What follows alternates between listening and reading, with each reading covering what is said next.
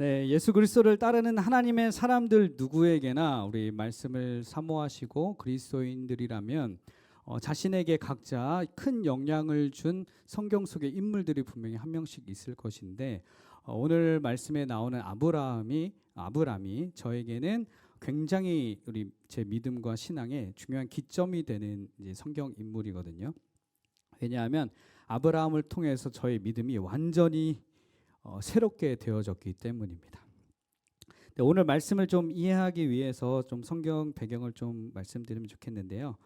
창세기 12장 잘 아시죠? 아브라함이 하나님 말씀을 듣고 이제 떠나게 되는 그런 상황인데 창세기 12장부터는 우리가 잘 알다시피 하나님께서 아브라함 부르시고 아브라함을 중심으로 이제 떠나갔다면 한 번쯤은 보셨을 텐데 창세기 11장 말미에 보면 그의 아버지 데라가 메소포타미아에서 이 하란으로 떠나는 마치 그의 아버지가 중심이 되어서 떠나게 되는 것을 볼 수가 있는데 실제로는 사실 그렇지 않았습니다. 이것은 우리가 사도행전 7장 1절에서 4절까지 한번 봉독하면 알 수 있는데 한번 찾아보실까요? 사도행전 7장 하면 생각나는 사람이 누가 있죠? 누구의 설교죠? 네, 감사합니다. 네, 스데반의 설교죠. 잘 아시다시피 제가 한번 봉독해 드릴게요. 대제사장이 이르되 이것이 사실이냐? 스데반이 이르되 여러분 부형들이여 들으소서.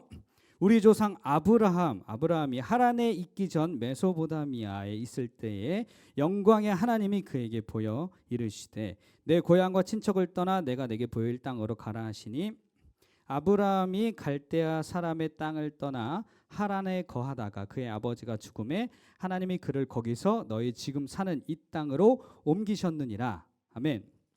2절에 보시면 하란에 있기 전 우리 메소포타미아에 있을 때에 영광의 하나님이 누구에게?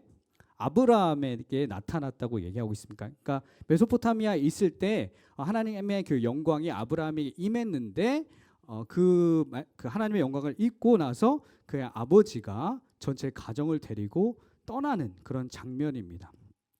조금 더 쉽게 이해하자면 아브라함의 가정사와 당시 문화를 보면 좀 우리가 쉽게 알 수 있는데 먼저 시대적으로 당시 유대인의 역사 기록은 누구 중심? 남자 중심. 그 중에서도 가장 아버지 중심적으로 이제 역사 기록이 되게 됩니다. 아버지는 곧 그 당시에 제사장이고 뭐 대통령이고 왕이고 이런 역할이었기 때문에 당연히 그의 아버지로 기록이 된 게 당연했던 것입니다. 그의 아버지가 데라가 살아있는 동안에 그의 자녀의 일이 모두 누구의 영광이 되냐면 그의 아버지의 영광이 되고 아버지가 이룬 것이 되는 것이죠. 때문에 하나님께서 아브라함을 부르셨을 때 가장 먼저 하셨어야 되는 일이 뭐였냐면 아브라함을 그의 가정으로부터 떼어내는 것, 분리시키는 것이 가장 첫 번째 일이었습니다. 그래서 하나님께서 하란에서 메소포타미아에서 하란에 이제 이동을 데라를 통해서 하시게 하시고 거기서 그의 아버지 데라가 죽은 뒤에 다시 한번 그를 부르심으로 12장이 시작되는 이제 것이죠. 되게 인격적이지 않으십니까? 인격적이라고 생각하지 않으신가요?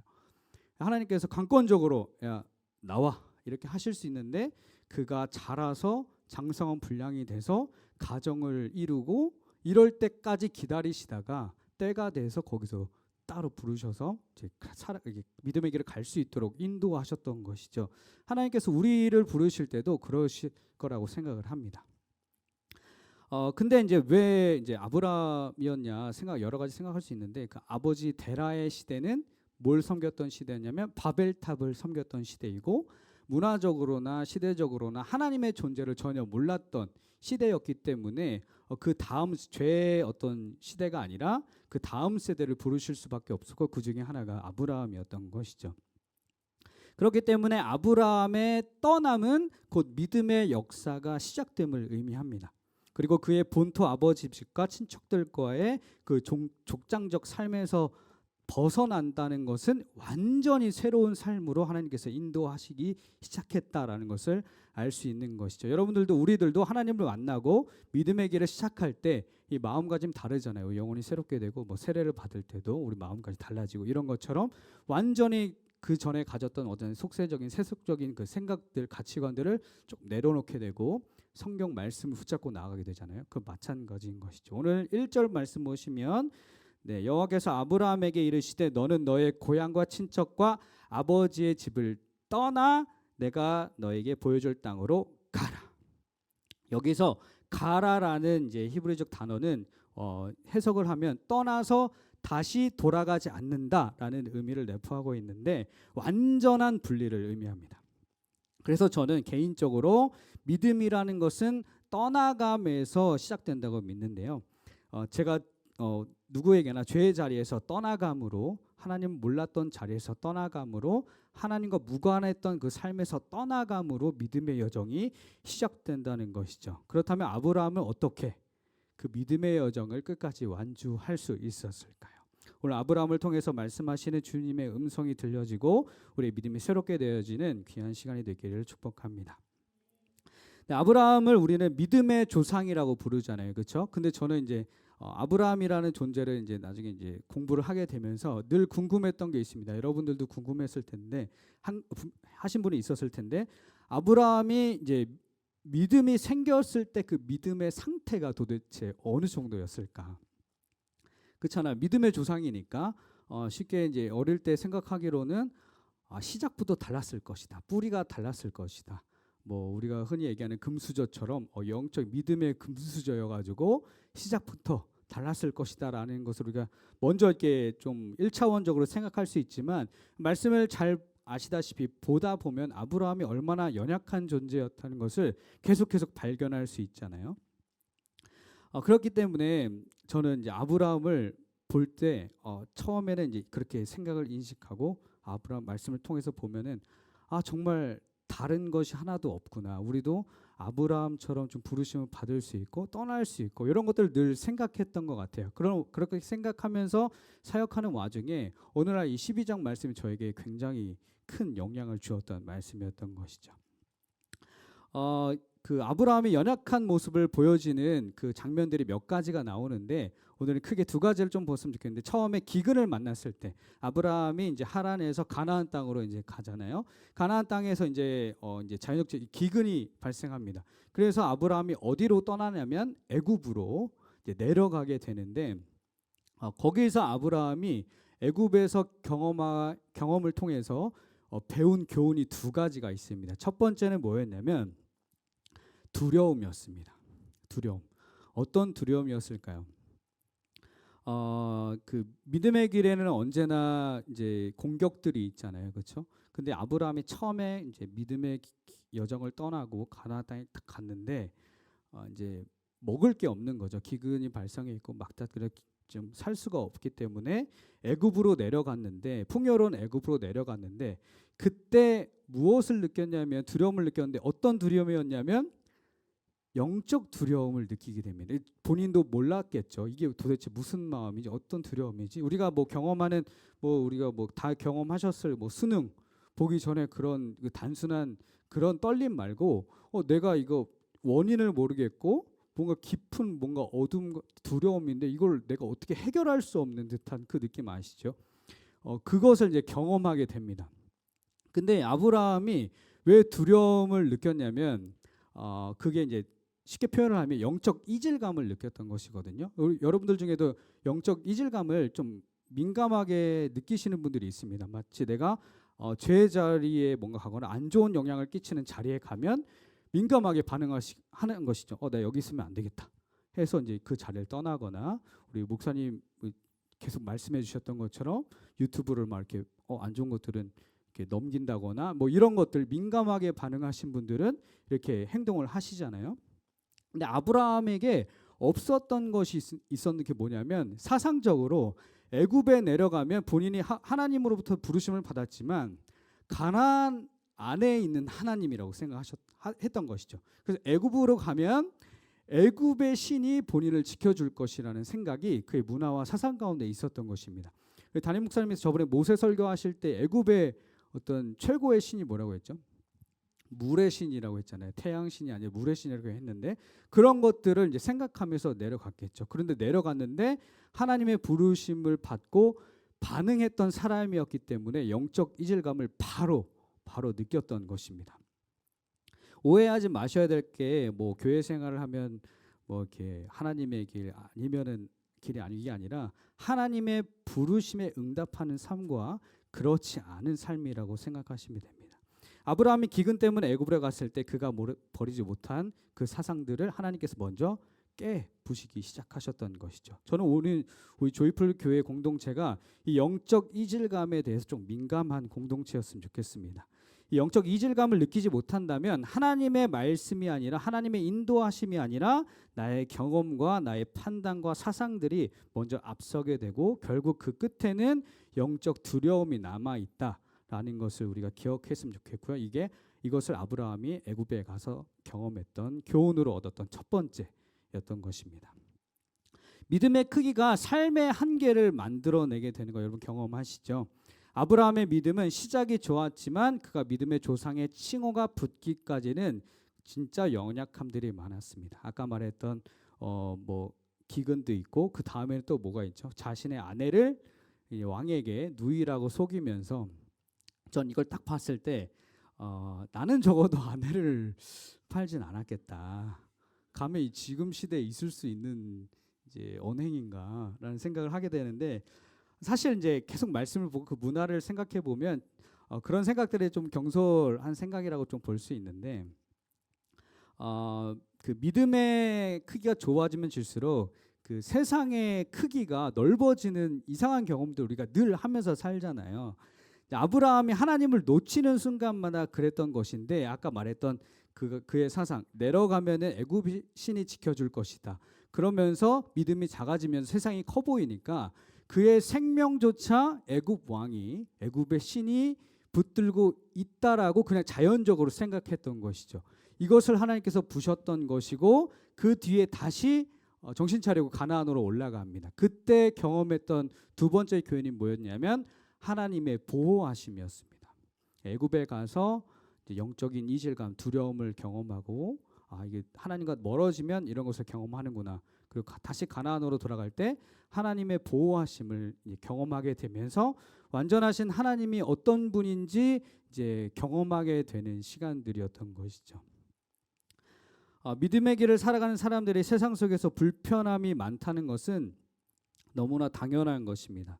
반대로 영적 이질감에 대해서 무감각하다면 사단의 인도하심을 받고 있는 것이 아닌가 여러분 반드시 점검을 하셔야 됩니다. 그에 또 이제 창세기 12장 다음에 그 다음에 누가 나오냐면 13장부터 그의 조카 롯이 이제 나오게 되죠. 이 정황상 말씀을 보면 아브라함이 본토의 집을 떠났을 때 롯도 함께 나왔고 애굽도 같이 갔고 다시 가나안 땅으로 함께 동행을 했었던 것으로 우리가 알 수 있습니다. 그 롯이 이제 아브라함과 이게 함께 동행할 때 그가 이제 13장에서 이제 등장함으로써 이제 실제적인 문제와 이제 부딪히기 시작하거든요.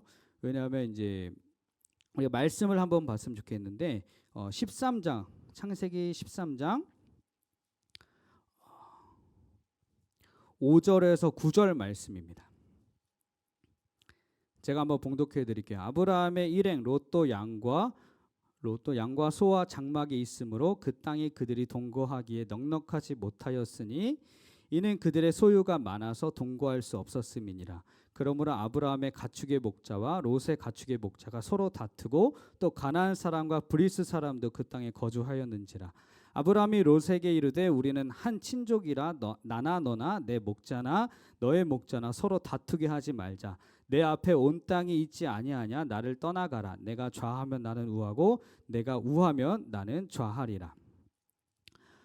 이제 12장까지는 이제 아브라함을 부르시고 이제 가나안 땅에 갔다가 애굽에 갔다가 올라오면서 이제 애굽 그 13장부터 롯이 등장하면서 이제 그 믿음의 여정을 시작하고 그 다음에 이제 실제적인 문제가 일어나기 시작했던 것입니다. 아브라함이 이제 믿음의 여정을 진짜 이제 드라이브를 밟고 가려고 하는 순간부터 이제 문제가 생깁니다.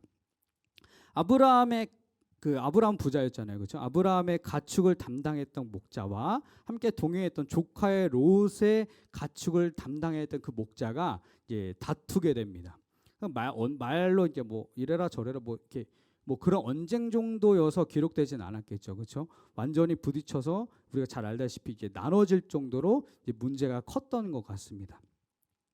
게다가 거기에는 가나안 땅이었기 때문에 가나안 사람도 있었을 것이고 브리스 사람도 있었을 것이고 그 동네에 함께하기 때문에 이방인이 어떻게 보면 온 거잖아요, 그렇죠? 그렇기 때문에 문제가 일어나면 쫓겨날 수도 있는 상황이 될 수도 있고 하나님의 역사와 좀 틀어질 수도 있는 상황이 있는 그런 상황이었던 것이죠. 그래서 아브라함은 결정을 해야 되는 상황이 왔었던 것입니다.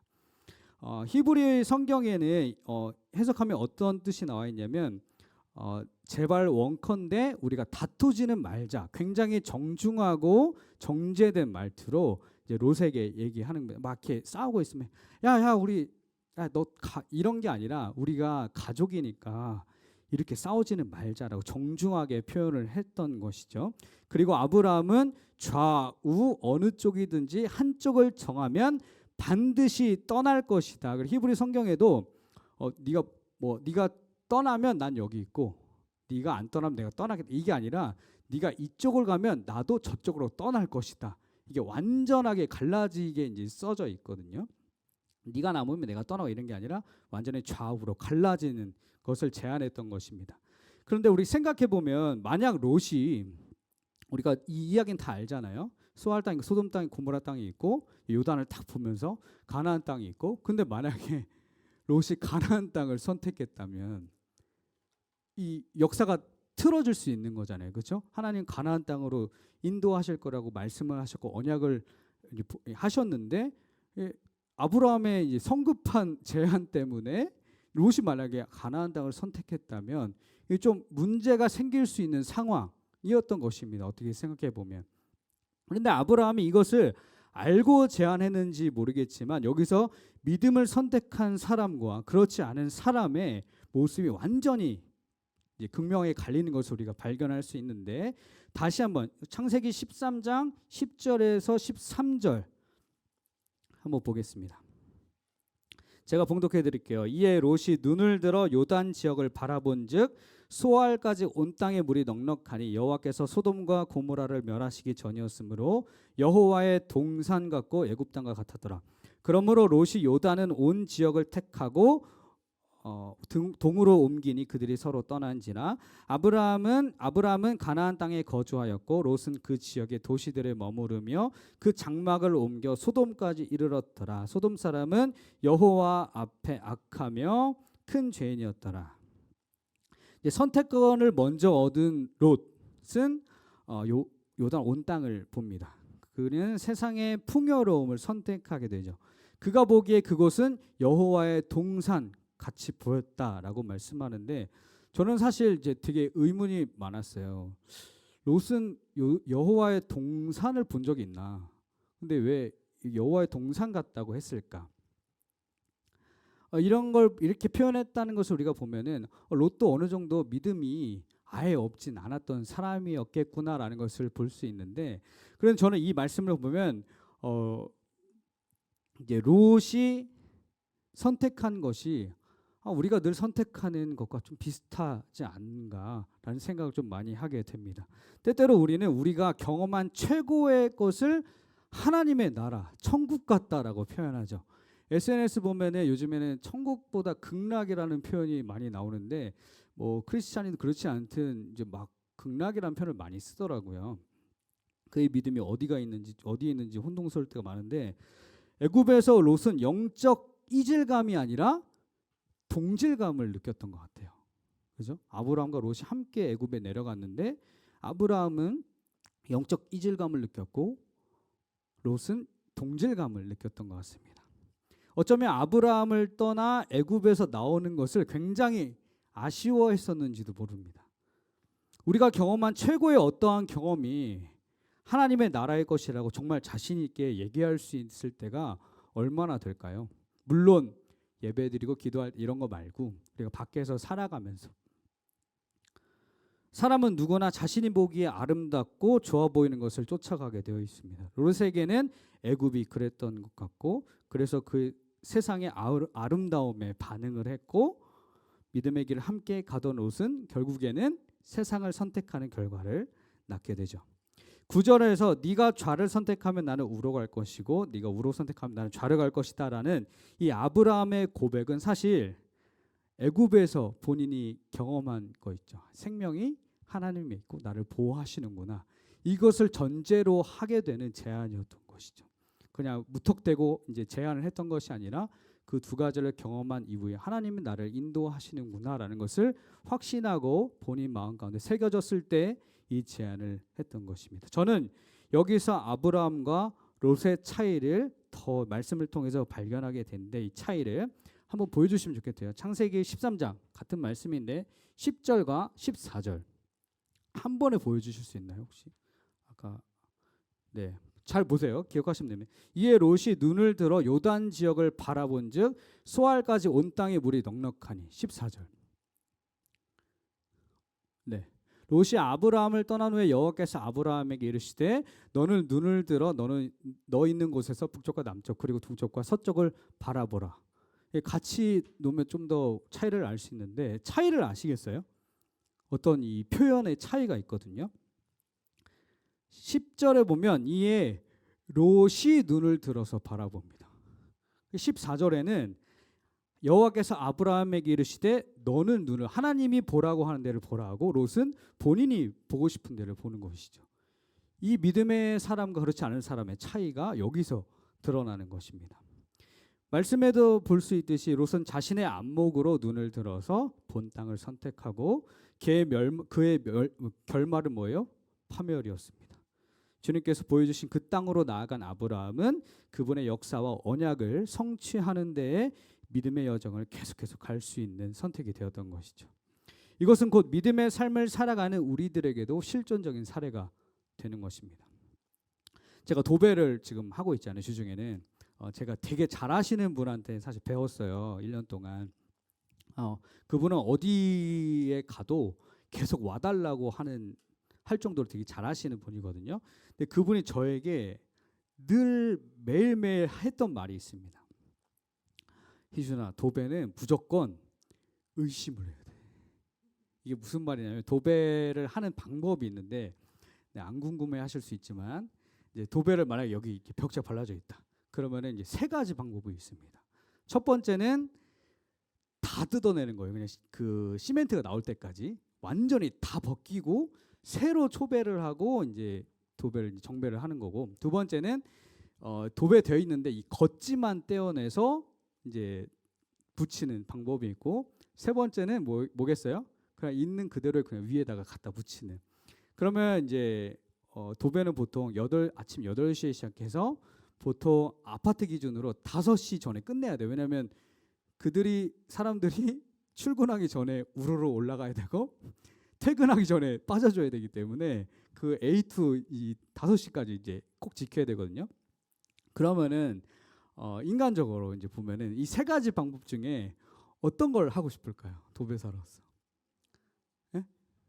그냥 갖다 붙이는 거. 그죠? 시간적으로나 어떤 체력적으로나 그렇게 붙이고 하면은 한 2-3시면 집에 갈 수 있거든요. 근데 그래서 그분이 늘 하는 말이 의심을 해야 된다. 왜냐하면 잘 붙어 있는 것 같으면 그냥 갖다 붙이는 거거든요. 근데 그거를 사실 알 수는 없습니다. 다 벗겨내 보기 전까지는. 그렇기 때문에 알 수 있는 방법들이 있는데, 이제 테두리에 물을 묻혀보는 거예요. 종이니까. 그럼 이제 물이 묻으면은 본드가 안 붙어 있는 곳은 이제 이게 떼어지게 되거든요. 그러면은 그건 다 이제 제거를 해야 되는 거죠. 근데 딱 봤을 때 만져봤는데 잘 붙어 있는 것 같아요. 왜냐하면 물기가 없으니까 딱 붙어 있는 것 같잖아요. 그 상태로 그냥 대충 붙이면은 이제 빵 터지면서 이제 떼어지는 발생할 수 있거든요. 그러면 또 가서 또 해줘야 돼요. 내 사비 들여서. 그럴 바에는 확실하게 체크하고 의심을 해서 이제 해야 된다. 이것을 제가 배웠는데, 왜 굳이 얘기했냐면, 우리가 보았을 때 좋아 보이는 것에 대해서 여러분들 의심을 할 수 있어야 됩니다. 세상 속에서 어제 좋은 경험이 오늘 좋을 수 없습니다. 그런데 하나님의 말씀을 어제 받은 그 은혜가 오늘 살아가게 합니다. 이 차이를 분명히 아셨으면 좋겠습니다. 주님께서 보여주시는 모든 것에는 그분의 손길이 닿기 때문이고 직접 운행하시기 때문이고 고통 중에서 우리를 쉴만한 물가로 인도하는 것은 하나님의 말씀이고 하나님이시고 성령님이시지 세상의 어떤 방법이 아니라는 것입니다. 여러분 어느 쪽을 선택하면서 살아가고 계신가요? 아니면 어느 쪽을 선택하고 싶으신가요? 믿음의 선택을 하는 우리 공동체가 되기를 축복합니다.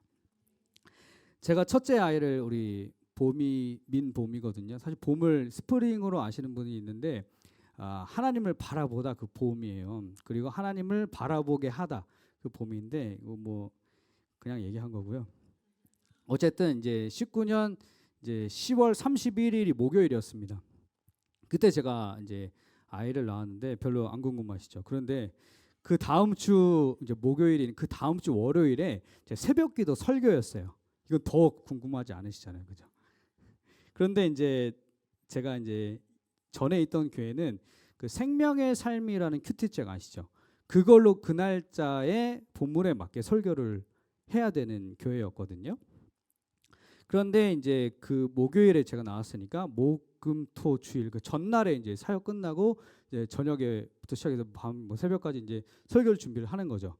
목금토 주 이제 주일날 준비하는데 4일 만에 준비하는 그 말씀 본문이 뭐였냐면 창세기 22장 1절에서 19절이었습니다.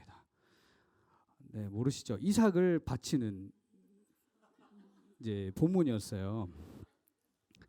이 4일 만에 제가 말씀 준비해야 되는데 자기 자녀를 제단에 바쳐야 되는 이제 본문으로 이제 말씀을 준비해야 됐던 것이죠. 몇 분한테 말한 적이 있는 것 같은데 이제 평소였다면 아브라함이 왜 믿음의 조상인지 이제 정점으로 끌고 가면서 야 이런 사람이다 우리도 믿음을 지켜나가야 된다. 뭐 이런 보통 비슷한 이제 설교를 준비할 수 있었을 텐데 거기서 이제 이런 말씀이 나오면 네 사랑하는 독자를 번제로 드리라 하나님 말씀하시죠. 저는 한치의 망설임도 없이 워딩 그대로 죄송합니다. 미친 거 아니야? 진짜 이렇게 툭 튀어나왔어요. 그리고 이 마음 상태를 가지고 쭉 읽어 나가는데 그 뒤에 아브라함은 자신의 아들 이삭을 결박하여 제단을 쌓고 칼을 들어 아들을 잡으려 하니 여기 있는데 정신병자 아닌가? 한 번도 생각해 보지 않은 이 발상을 이제 해보게 된 것이죠. 이제 자녀를 낳고 4일째 됐을 때 그래서 수백 번은 전했고 들었고 배웠고 공부했는데 이 결과에 대해서도 우리 유년부 우리 키즈들도 알고 있을 만한 이 내용이잖아요. 근데 저의 반응이 이랬습니다. 미친 거 아니야? 정신병자 아니야? 저는 순간 어마어마한 충격을 받았습니다. 동시에 주님께서는 아주 잔인하게도 저의 믿음의 수준을 여과 없이 깨닫게 해주셨습니다. 그래서 저는 내 믿음이 이 정도였었구나. 왜냐하면 그 설교를 해야 됐던 교회가 작지 않은 교회였고 뭔가 잘 이렇게 탄탄대로 가고 있는 내가 저기까지 갈 수 있겠는데 이런 약간 좀 이 오만함도 있었고요. 여러 가지가 있었는데 그 믿음을 한 방에 이제 부셔 주셨던 것입니다. 사실 저는 솔직히 말씀드리면 그날 제가 작성할 설교는 없었습니다. 못했어요. 전혀 이렇게 못했고 그 생명의 삶이라는 큐티사에 이제 그 설교문이 그 자습서처럼 나오는 교육자들한테 이제 나오는 게 있거든요. 뭐 교육자가 없는 교회에선 그렇게 할 수 있게 우리 공과 옛날 보시면은 거기에 이제 설교문도 있으면은 굳이 이제 사역자가 목회자가 아니어도 평신도가 이렇게 할 수 있잖아요. 그렇게 이제 나오는 설교문이 있었는데 그냥 그대로 읽고 도망 나왔어요. 그게 써져 있는 그 뒤에 기도 인도도 해야 되거든요. 거기 교회가 사람들이 수두룩 빽빽하게 있는 그 곳에서 그러고 나왔습니다. 그리고 마무리 기도도 못 하고 그냥 음악 틀어달라 하고 그냥 막 도망 나왔어요. 저는 그 뒤로 이게 나는 더 이상 이거를 하면 안 되는 사람이지 않았을까부터 시작해서 진짜 하루하루가 천국같이 왔다 갔다 뭐 그런 상태로 보냈습니다. 그런데 제가 무엇으로 다시 이제 영적으로 회복이 되었는 줄 아세요? 우리 간사 모임 때 우리 목사님이 담임 목사님 말씀하셨는데 성경의 주제가 뭐죠? 하나님 나라와 예수 그리스도. 창세기 22장에서 끝나지 않는구나. 이 너무나 당연한 것을 제가 깨닫고, 왜냐하면 제가 거짓말 안 하고 한 달 정도를 성경책 22장을 못 넘어갔어요. 못 읽었어요. 그러니까 저도 왜냐하면 그때 막 이제 이 신대원 입시하고 막 그러면 한 27일에 일독을씩 했거든요. 그게 이제 45장씩 읽으면 27일이면 읽어요. 25일인가. 그렇게 이제 1년 내내 그렇게 읽는데 못 읽는 거예요. 전혀 못 읽었고, 근데 창세기 22장이 끝이 아닌데 라는 생각부터 이제 그 다음을 보게 되면서 이제 사복음서를 보면서 하나님 나라와 예수 그리스도, 이 주제가 있었지, 22장에서 끝나지 않았지 라는 것 때문에 제가 회복하기 시작했습니다. 아브라함을 통해 저는 진짜 믿음이 무엇인지 알게 됐지만 그의 믿음은 죄된 곳에서 떠나감에서 시작돼서 예수 그리스도의 구원의 성취로 끝나는구나 라 해서 저는 다시 살아날 수 있었어요. 그렇다면 우리의 믿음을 지켜나갈 수 있는 가장 확실한 방법은 무엇일까요? 간단합니다. 아브라함처럼 하시면 됩니다. 오늘 본문 말씀 4절 찾으셨죠? 12장 4절 함께 봉독하겠습니다. 시작. 이에 아브라함이 여호와의 말씀을 따라갔고, 여기까지. 아브라함이 뭘 따라갔다고요? 여호와의 말씀을. 신기하지 않습니까? 아브라함이 물론 이제 메소포타미아에서 하나님 부르심을 받았고 하란에서 아버지가 돌아가시고 다시 한번 재확인해서 떠날 때 그 믿음이 시작될 때 하나님의 말씀을 따랐다고 합니다.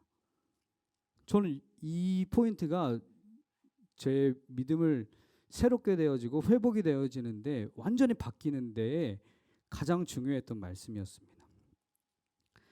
여호와의 말씀을 따랐다고 합니다. 롯과 같이 내가 좋아 보이는 것이 아니라 그것이 잘못된 줄 알면서도, 정직한 것이 아님을 알면서도 선택하는 나의 죄된 선택이 아니라 하나님의 말씀을 따라가는 것, 그런 사람이었습니다. 믿음의 조상으로 불리기까지 그의 믿음의 여정이 시작될 때 그는 여호와의 말씀을 따라갔다고 말씀합니다. 이것이 아브라함이 결국에 믿음의 조상이 되었던 이유이지 않았을까요? 우리도 믿음의 조상이 될 것입니다. 할렐루야.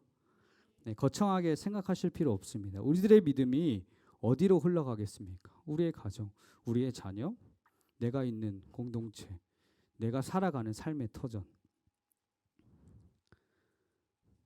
어떤 믿음을 보여주시고 흘려보내실 것인가요? 롯과 같은 선택을 하시겠습니까? 아니면 여호와의 말씀을 따르는 믿음의 조상이 보여준 그 길을 가시겠습니까?